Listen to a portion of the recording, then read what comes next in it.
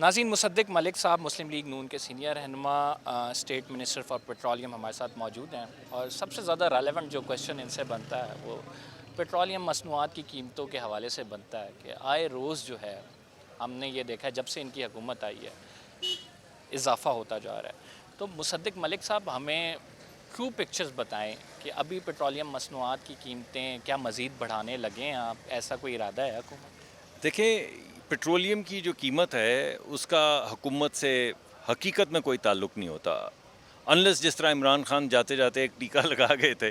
آپ اس طرح کے ٹیکے اگر عوام کو لگانا چاہیں تو وہ ایک اور بات ہے، ادروائز یہ اوگرا جو ہے پچھلے 15 دن جو قیمت ہوتی ہے تیل کی، اور ہمارے پاس اکثر آتا ہے برینٹ، ہمارا برینٹ سے کوئی تعلق نہیں ہے۔ ہماری ایک اور سنگاپور کی انڈیکس ہے جس انڈیکس کے ذریعے ہم تیل لیتے ہیں، کیونکہ ہم مڈل ایسٹ کا تیل خریدتے ہیں۔ تو وہ انڈیکس جو ہے پچھلے 15 دن کی جو اس کی قیمت ہوتی ہے اس کو لیا جاتا ہے، اور اس کے بعد جتنی ایل سیز ریٹائر ہوتی ہیں، آپ کو پتہ ہے کہ جب تیل آتا ہے تو اس کی ایل سی اس دن نہیں ریٹائر ہوتی، تو اس دن ایک نامنل ویلیو لے لی جاتی ہے، اس دن کا جو ریٹ ہوتا ہے یا ہفتے بھر کا جو ریٹ ہوتا ہے وہ لے کے تیل کی قیمت طے کر دی جاتی ہے۔ پھر 60 دن کے بعد یا 90 دن کے بعد جب ایل سی ریٹائر ہوتی ہے اس دن جو روپے اور ڈالر کی قیمت ہوتی ہے اس کی ایڈجسٹمنٹ اس میں ڈالی جاتی ہے۔ یہ دو چیزیں روز جو تیل کی 15 دن کی قیمت ہوتی ہے ان میں ڈالی جاتی ہیں، اور 15 دن کے بعد اوگرا یہ فیصلہ کرتی ہے کہ تیل کی قیمت کیا ہونی چاہیے۔ یہ بات ٹھیک ہے کہ تیل کی قیمت کی اناؤنسمنٹ ہم کرتے ہیں، یہ بات ٹھیک ہے، اور ہم نے پچھلے دنوں کچھ اوگرا کو درخواست کی تو اوگرا نے کچھ طریقہ کار میں بھی ایسی چیز کی کہ جب سڈنلی جمپ آتے ہیں مارکیٹ میں تو تب سڈنلی قیمت نہ بڑھے یا کم بڑھے۔ انہوں نے طریقہ کار کو ذرا اس ڈیوریشن کو لمبا کیا ہے تاکہ جھٹکے کم لگیں، اور جب تیل کی قیمتیں کم ہو رہی ہوں تو اب قیمتیں کم بھی آہستہ آہستہ ہوا کریں گی اور اوپر بھی آہستہ آہستہ جایا کریں گی۔ ابھی تک ہمارے پاس سمری نہیں آئی، آج آئے گی۔ اوگرا آج جب سنگاپور بند ہو جائے گا تو آج کی قیمتیں ڈالنے کے بعد ساری کیلکولیشنز کرنے کے بعد شام کو بھیجے گی سمری، اس سے پہلے ہمیں کچھ پتہ نہیں کہ پیسے بڑھ رہے ہیں یا نہیں معلوم، میں بتا نہیں سکتا۔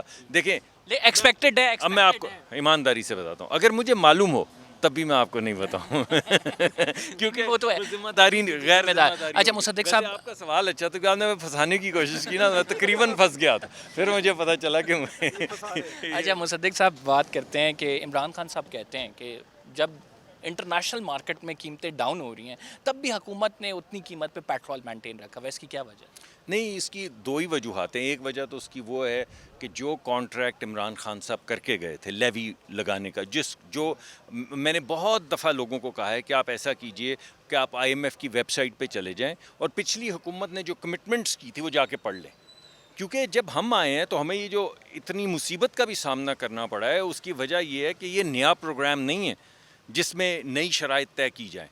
تو جہاں پہ عمران خان صاحب پروگرام کو برباد کر کے گئے تھے وہیں سے انہوں نے کاغذ اٹھا کے کہا کہ بھائی آپ نے یہ کمٹمنٹس کی ہوئی ہیں، اس میں عمران خان صاحب دو چیزوں کی کمٹمنٹ کر کے گئے ہیں، ایک لیوی لگانے کی، وہ ایک ٹیکس کی شکل ہے جی، اور دوسرا جو ہے وہ جی ایس ٹی لگانے کی۔ یہ دو شرائط کے اوپر وہ وعدہ کر کے گئے ہیں۔ جی ایس ٹی کو تو ہم نے پش کیا ہے جہاں تک کر سکتے ہیں، اس کو نہیں لگا رہے، مگر لیوی کی کمٹمنٹ جو عمران خان صاحب کر کے گئے ہیں ہمیں وہ اکاؤنٹیبل کر رہے ہیں، تو وہ بعض مرتبہ ہمیں لگانی۔ یہ نہیں سمجھ آتی مصدق صاحب، ایک جگہ آپ کہتے ہیں کہ عمران خان نے سبسڈی دے کے بڑا ظلم کیا، بارودی سرنگ لگا کے چلے گئے ہیں، دوسری جانب آپ ایک آرگیومنٹ لے رہے ہیں کہ انہوں نے لیوی کا معاہدہ کیا ہوا ہے۔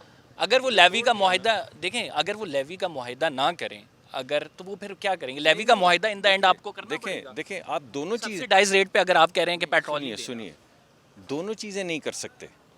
آپ یہ نہیں کر سکتے کہ ریاست پاکستان کے انگوٹھے آپ لگا دیں لیوی کے اوپر، یعنی بین الاقوامی سطح پہ جب ایک کانٹریکٹ آپ سائن کرتے ہیں تو میں اور آپ نہیں کرتے، کوئی بھی ہو، ریاست پاکستان سائن کرتی ہے۔ تو جب آئی ایم ایف کا وہ جو معاہدہ سائن کیا گیا تو وہ ریاست پاکستان نے سائن کیا، اس ریاست پاکستان کے معاہدے میں لکھا کہ لیوی لگائیں گے، چلیں اس پہ ہی قائم رہتے کہ میں نے معاہدہ کیا، تو ہم یہ کرٹیسزم دیتے کہ لیوی زیادہ لگا دی یا کم لگا دی، ٹھیک ہے نا، اس پہ ہوتا۔ مگر وہ لگانے کے بعد نہ صرف لیوی بلکہ آپ جاتے جاتے 120 ارب روپے کا ٹیکہ بھی ریاست کو لگا جائیں، یعنی بجٹ بھی نہ کریں وہ سبسڈی، اور قیمت جاتے جاتے جب آپ کو پتہ چل گیا کہ میں پرسوں جانے لگا ہوں تو آپ نے بولا آج کے بعد جون تک اب تیل کی قیمت نہ صرف نہیں بڑھے گی بلکہ 10 روپے کم ہو جائے گی، تو ہم نے جانا کہ رسپانسبل آدمی ہیں تو ضرور بجٹ میں انہوں نے کہیں نہ کہیں سے وہ پیسے نکال کر رکھے وہ ہوں. کہتے ہیں شوکت ترین ارے صاحب. بھائی شوکت ترین صاحب تو بہت کچھ کہتے ہیں. شوکت ترین صاحب نے تو جو ابھی کہا ہے وہ تیمور جھگڑا کو, وہ بھی آپ نے سنا یا نہیں سنا کہ ایسی ریاست کو کیا کرنا ہے جو ہمارے کپتان پہ مقدمے کرے. وہ انہوں نے نہیں, بلکہ وہ پنجاب کے جو وزیر خزانہ ہے انہوں نے کہا اویس لغاری. نہیں, اویس لغاری نہیں, دوسرے محسن لغاری. ہاں, انہوں نے کہا کہ آپ جو کہہ رہے ہیں اس سے کہیں ریاست کو تو نقصان نہیں ہوگا. تو انہوں نے کہا بھائی ایسی ریاست سے کیا کرنا جو ہمارے سوچیں آپ, تو آپ کس بات کو کہیں گے. مگر کوئی بجٹ نہیں تھا. بجٹ ہوتا تو ہم یہاں تک کیسے پہنچتے. ہم تقریباً شری لنکا کے حال تک پہنچ چکے تھے, وہاں سے کشتی کو واپس لا رہے ہیں. مشکل فیصلے کرنے پڑ رہے ہیں لیکن انشاءاللہ واپس. لیکن اس مشکل فیصلوں کی آپ کو پولیٹیکل کاسٹ دینی ہے جو کہ آئندہ آنے والے انتخابات میں صاف نظر آ رہا ہے. یہ بات آپ کی کسی حد تک ٹھیک ہے کہ ہم سیاسی قیمت اس کی ادا کر رہے ہیں, مگر آپ سوچیں کہ جو سیاسی قیمت اگر ادا نہ کریں تو ریاستی قیمت ادا کریں. اگر یہ ملک خدا نہ خواستہ خاکم بدہن, اگر یہ ملک بینکرپٹ ہو جاتا تو بتائیے کیا ہوتا. آپ بتائیے کہ اگر آج روپیہ ڈالر 600 روپے یا 800 روپے کا ہو گیا ہوتا, ملک میں پٹرول ختم ہو گیا ہوتا, لائنیں لگی ہوتی, لوگ اپنے ماں باپ کی دوائیاں نہ لا سکتے, اپنے بچوں کو اسکول نہ لے جا سکتے, یہاں پہ 1000 روپے 2000 روپے کی ایک روٹی بک رہی ہوتی, تو کیا یہ ملک ٹھیک رہتا, بہتر رہتا. ہمیں سیاسی قیمت دینی پڑ رہی ہے. کل یہ نہ کہنا آپ جب انتخابات آئیں تو خان صاحب کو بھی دینی چاہیے تھی. جب ان کو یہ بھی پتہ چل گیا تھا کہ ووٹ آف نو کانفیڈنس ہو رہا ہے, تو جو ملک کے لیے بہتر ہے ان کو کرنا چاہیے. یہ نہ ہونا کل انتخابات آئیں تو آپ کہیں کہ ہمیں تو جی اس ٹائم حکومت پکڑا دی گئی کسی کی جانب سے, ہم تو لینے کے حق میں ہی نہیں. نہیں, ایسی بات نہیں, یہ فیصلہ ہم نے کیا ہے, اسی وجہ سے یہ مشکل فیصلے ہم کر رہے ہیں اور سیاسی قیمت ادا کر رہے ہیں. نواز شریف صاحب واپس آ رہے ہیں انشاءاللہ, کیوں نہیں آئیں گے. بیفور دس الیکشن.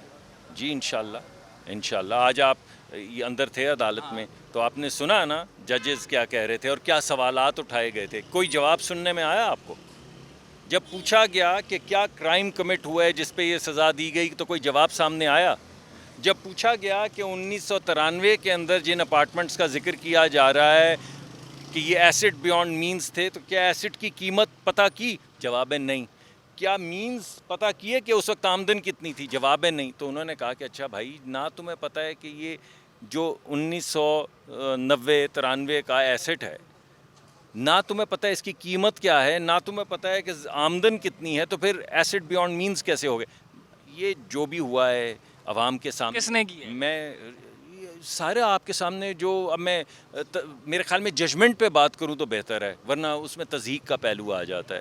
تو میں سمجھتا ہوں کہ وہ ججمنٹ آپ پڑھ لیں کہ ایک شخص کو اپنے بیٹے سے تنخواہ نہ لینے پہ, میں بار بار لوگوں کو بتاتا ہوں, نہ لینے پہ ساری زندگی. What would be the way out؟ تا حیات نا اہلیہ میاں نواز شریف آ بھی جائیں گے تو کیا پارٹی کو بیک سے لیڈ کریں گے یا پھر انہوں نے فرنٹ پہ آنا ہے, وزیر اعظم بننا ہے؟ ایک ہی ریسیپی ہے, اور وہ ہے انصاف. اور ہم یہاں پہ جو آتے ہیں روز انصاف کے طالب ہیں نا, اور تمام لوگ جو رسپیکٹیبل فورمز پہ یا فورا پہ بیٹھے ہوئے ہیں, جن کے متعلق جن کے ہاتھ میں ترازو ہے, ان کو انصاف کرنا ہے. یہ صرف پارلیمنٹ اب کر سکتی ہے تا حیات نا اہلیہ. وہ آپ تو لیگل بات کر رہے ہیں نا, میں تو آپ کے کہہ رہا ہوں کہ ہم عدالتوں کے سامنے کھڑے ہیں, یہ پیچھے ہمارے عدالتیں ہیں. آپ ابھی عدالت کے اندر موجود تھے, میں بھی موجود تھا. تو وہ ترازو جس میں آنکھوں پہ پٹی ہوتی ہے اور انصاف دیا جاتا ہے, ہمیں امید ہے کہ انصاف ملے گا. اور اگر یہ فیصلے پہ ڈسکشن نہیں ہو سکتی اس وجہ سے کہ اس کی ایکسپلینیشن مشکل پڑ جائے گی, تو پھر انصاف ہونا چاہیے. مجھے آخری سوال کا جواب دے دیں کہ عمران خان صاحب بات کریں کہ مجھے بھی ٹیکنیکل ناک آؤٹ کرنے کی کوشش کی جا رہی ہے. Being a politician, what do you think کہ پارٹی سربراہ کو ٹیکنیکل طریقے سے, کیونکہ نواز شریف صاحب بھی ناک آؤٹ ہوئے ہیں, ناک آؤٹ کرنا, کیا آپ اس کے خلاف ہیں یا اس کی حمایت میں کھڑے ہوتے ہیں؟ دیکھیں, میں پولیٹیکل وکٹمائزیشن کے 100% خلاف ہوں کہ کسی بھی وقت کسی کو سیاسی نشانہ بنا کے اس کی سیاست کی وجہ سے ہٹایا جائے. بالکل 100% غلط ہو رہا ہے عمران خان لیکن کرائم کیا جائے, کرائم کمٹ کیا جائے. اگر آپ سے میں سوال پوچھ لیتا ہوں, آپ کو جواب مل جائیں گے. کیا فوج کو بغاوت پہ اکسانا کرائم ہے؟ جی بالکل ہے. کیا ججوں میں تفرقہ جو جرنیل ہیں ان میں تفرقہ پھیلانے کی کوشش کرنا, یہ کہنا کہ کچھ جج محب وطن ہیں اور کچھ نہیں, کوئی تکڑے ہیں اور کوئی نہیں، کوئی جو ہیں وہ جرائم کی اور چوری کی سرپرستی کرتے ہیں. یہ جرم ہے یا نہیں؟ بالکل ہے. اگر یہ جرم ہے تو اس کی سزا تو ملنی چاہیے جو بھی کرے. جنرل باجوہ کو ایکسٹینشن دے رہے ہیں؟ یہ فیصلہ تو ایک سمری آئے گی. پہلا فیصلہ تو میرے خیال میں یہ ہوگا فوج کی طرف سے، انہوں نے سمری موو کرنی ہے. دوسرا اس میں جو ایکٹر ہے وہ وزارت دفاع ہے، جو قوانین کو، آئین کو سامنے رکھ کے یہ فیصلہ کرے گی کہ انہوں نے وزیر اعظم کو کیا سمری بھیجنی ہے. اور جب سمری سامنے اصولی طور پہ ہونی چاہیے، فیصلہ کریں گے. بٹ مصدق ملک، میرا تو ذاتی خیال ہے کہ اداروں کو مضبوط کرنا چاہیے، ان کو سٹیبل کرنا چاہیے، ان میں سکسیشن پیدا کرنی چاہیے، لیکن وہ آئین اور قانون کے تحت ہو سکتی ہے. اب جو آئین میں تو لکھا ہوا ہے 64 سال. میں وہ آپ کو وہی کہنے لگا ہوں کہ ہم نے جو آئین میں ترمیم کی ہے ہمارے لیے کرائیٹیریا تو وہی ہے. لیکن میں ذاتی طور پہ یہ سمجھتا ہوں کسی ایک ادارے کے لیے نہیں، ہر ادارے کے لیے، کہ اس کے اندر لیڈرشپ، اس کے اندر سکسیشن متواتر ہوتی رہنی چاہیے تاکہ ادارہ جو ہے وہ strengthen. Thank you very much for your valuable time. Musadiq Malik صاحب ہمارے ساتھ موجود تھے اور انہوں نے کہا کہ کسی بھی ادارے کے لیے یہ ضروری ہے کہ اس میں جو ہے نئی لیڈرشپ آئے اور یہ جو رد و بدل ہے یہ تواتر کے ساتھ ہوتی رہے تاکہ ادارہ مضبوط ہو. انہوں نے ادارے مضبوط کرنے کی بات کی اور آئین اور قانون کے تحت اداروں کو چلانے کی بات کی. ہم نے بڑی ڈیٹیل سے مسلم لیگ نون کے رہنماؤں سے بات کی اور جاننے کی کوشش کی کہ ان کا کیا نظریہ ہے، مسلم لیگ نون کا نیریٹو کیا ہے، مسلم لیگ نون کس سائڈ پہ کھڑی ہے، کیا وہ سمجھتے ہیں کہ آئندہ آنے والے انتخابات میں ان کے لیے مشکل ہو جائے گا، پولیٹیکل کاسٹ دینی ہوگی یہ حکومت پکڑنے کی.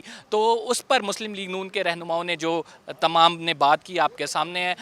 پروگرام کا مقصد یہ تھا کہ آپ کو بتا دیا جائے. پیٹرولیم کی قیمتوں کے حوالے سے ہم نے بات کی اور ہم نے جاننے کی کوشش کی کہ آئندہ آنے والے دنوں میں کیا مزید عوام پر بوجھ تو نہیں ڈالا جا رہا. مصدق ملک صاحب نے اس حوالے سے بھی ہمیں آگاہ کیا. پروگرام میں فی الحال اتنا ہی. قمر زیدی کو اجازت دیجیے، انشاءاللہ اگلے پروگرام میں آپ سے ملاقات ہوگی. اللہ حافظ.